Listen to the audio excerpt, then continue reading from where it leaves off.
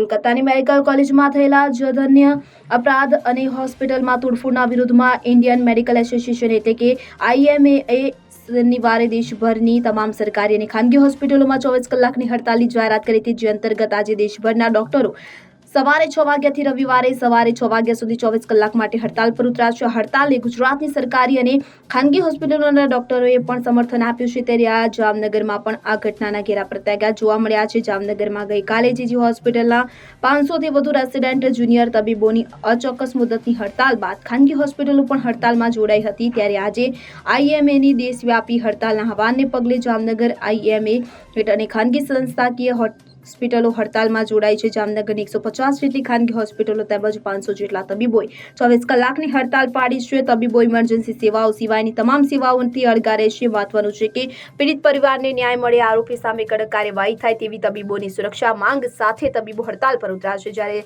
આ માંગ સ્વીકારવામાં નહીં આવે તો ત્યાં સુધી તબીબોએ ચોક્કસ મુદતની હડતાલ પાડવાની જાહેરાત કરી છે। જામનગરમાં સરકારી હોસ્પિટલના જુનિયર રેસિડેન્ટ તબીબો બાદ ખાનગી હોસ્પિટલોના તબીબો પણ હડતાલમાં જોડાતા દર્દીઓને ભારે હાલાકી વેઠવી પડી રહી છે।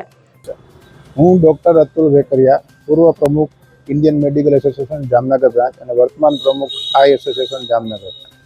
આજરોજ સંપૂર્ણ આપ જાણો છો, આજરોજ સંપૂર્ણ ભારતમાં ડૉક્ટરોની જે હડતાલ છે એના અનુસંધાને જામનગર પ્રાઇવેટ એસોસિએશનની પણ હડતાલ છે।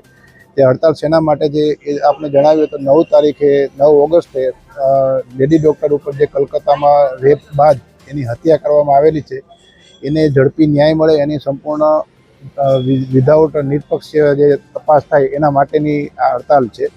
કારણ કે ડૉક્ટર ઉપર હાલતા આવા પણ હુમલા થતા હોય છે, એના અનુસંધાને ઘણી વખત હડતાલો પણ પાડેલી છે, છતાં પણ હજુ કોઈ એવો સ્ટ્રિક્ટ કાયદો નથી કે કંઈ સજા મળે આરોપીને। એના અનુસંધાને આજે સંપૂર્ણ ભારતમાં ઇન્ડિયન મેડિકલ એસોસિએશનની નેશનલ બ્રાન્ચે હડતાલ ડિક્લેર કરી છે।